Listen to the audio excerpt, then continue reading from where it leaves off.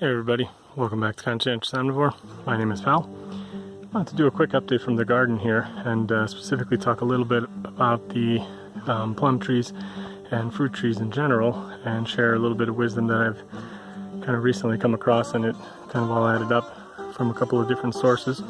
And I also want to show an update here on the side garden. I just kind of finished cutting down the nettle and the weeds and everything and piling it up there, as I've shown in a previous video where I built that little I don't know, stick wall or whatever it is, little retaining wall. You can see that it's working quite well. You can see up here, up close, that things are starting to break down, so it will definitely turn into soil. Might take a little while, but the raspberries that are up here are growing super well. I'm very happy with these. You can actually see I wasn't even expecting these to fruit this year, but they have put out quite a bit of fruit here at the end, and it's pretty late now because it's already, you know, into September here, but these may still ripen. Not quite sure what will happen because this spot is very shady in the yard, so you know, the fact that they grow here at all is kind of amazing to me, but they're doing quite well. So, you know, I planted 2 or 3 little stems here, I can't remember. Anyway, I did a video about it, and you can see that I think one of them had died out, but this one has done really well.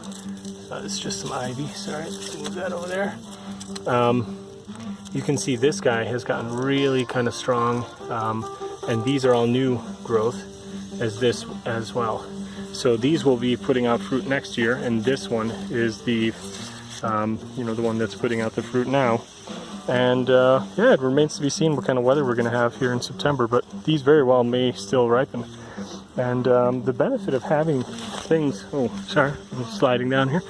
The benefit of having things growing at different locations in your yard, and including in different you know, sections that have different amounts of sun, is exactly this, that you get a delay in the you know, fruit production in the shadier spots. And sometimes that can be very handy, especially with like early spring type fruit trees, or things that flower early on, because what happens is you could get like a late frost, or like an, you know, an ice storm can cause like damage. It can knock down your flowers, and then you lose your harvest.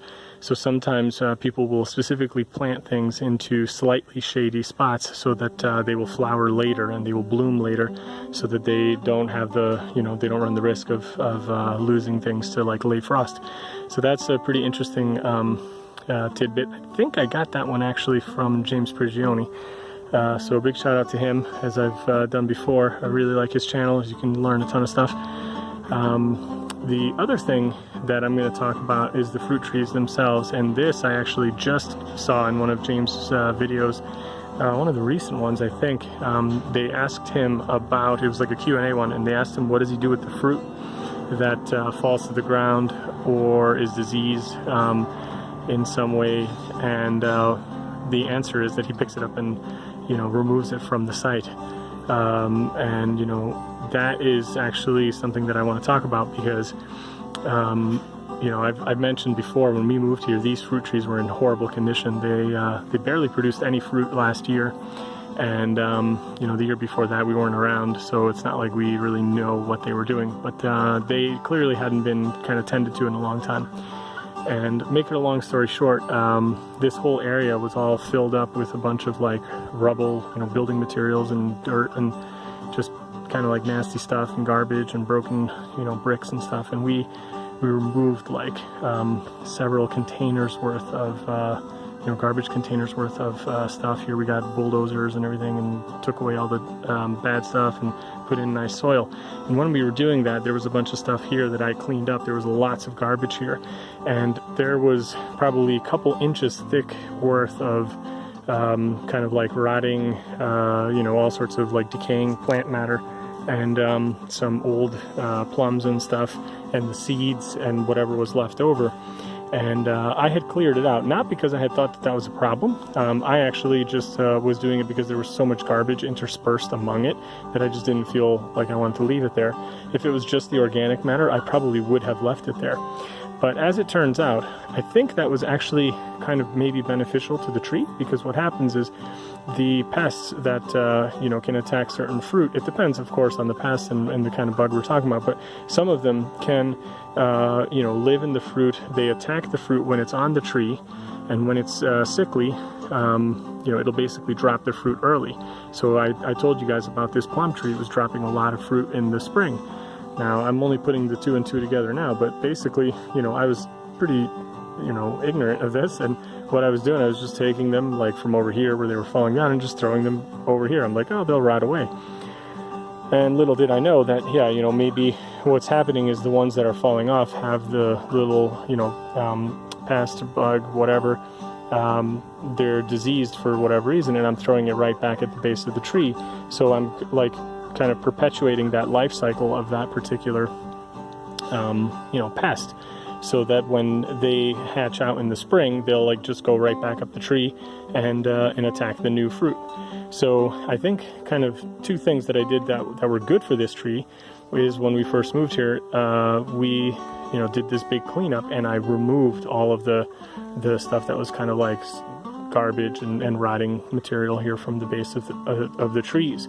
And you know, I'm always going on about like mulching and ground cover and everything, but I haven't had time to actually mulch these areas. I haven't had enough mulch.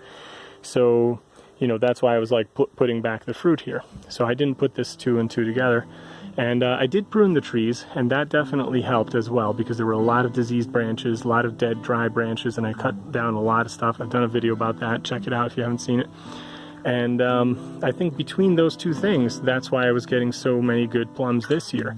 Now, there were still some that were diseased, don't get me wrong. It's certainly not perfect. I did have to chuck away some, and you know, some of them I just didn't even you know, bother to take inside, and for that very reason, I was just throwing them here.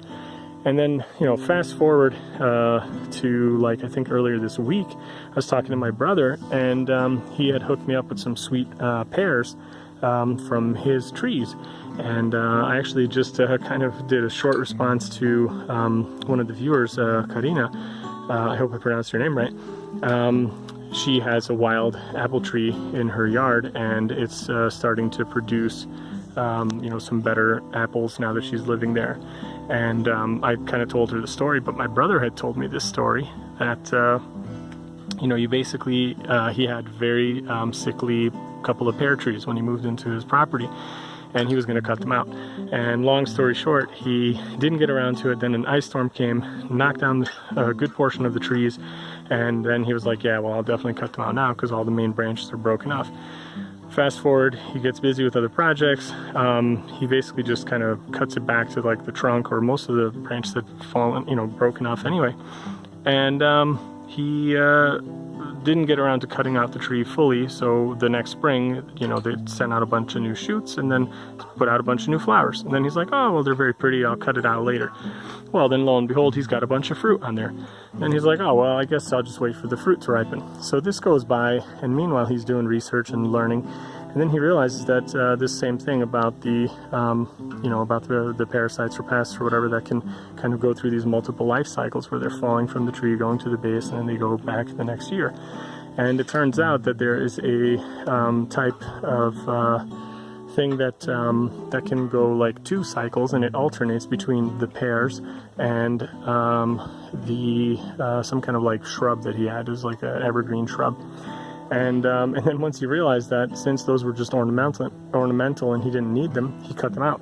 And after that, what happened is his pears started getting healthier and healthier. And now it's like, you know, a few years later, and the pears are doing great, and he's got very tasty pears. And he's reshaped the trees now, you know, with some pruning, and they're doing great. So it's just a kind of, you know, moral to the story is don't give up on your fruit trees too easy. Definitely you can try some things before you do that and cut them out if they are diseased, and just something to be aware of. And yeah, I guess like in the future I'm definitely not going to be putting back any of the diseased fruit at the base of the tree, which is very stupid. I will at least at the very least compost them, or you know, move them to a separate part of the property where there's no fruit trees, or you know, something like that, and just let them rot there. You know, or whatever. I'll see. I think if you compost them in enough compost pile, should probably be fine, but I'll do some more research on that. And yeah, let me know if you guys know about any kinds of, you know, helpful tips like this, or if you do something with the diseased fruit, like what's the best thing. So I'm kind of thinking compost at this point. But yeah, anyway, hope you guys enjoyed this, and got a nice little sunset coming up here pretty soon. Gonna have to get back to mowing. I had just finished cleaning up this little section here, and we've had so much rain in the past couple weeks that it's just been ridiculous. I have to go back and mow all this area that I just did a few days ago. I think, yeah, it hasn't even been a week. So yeah, anyway, see you guys in the next one.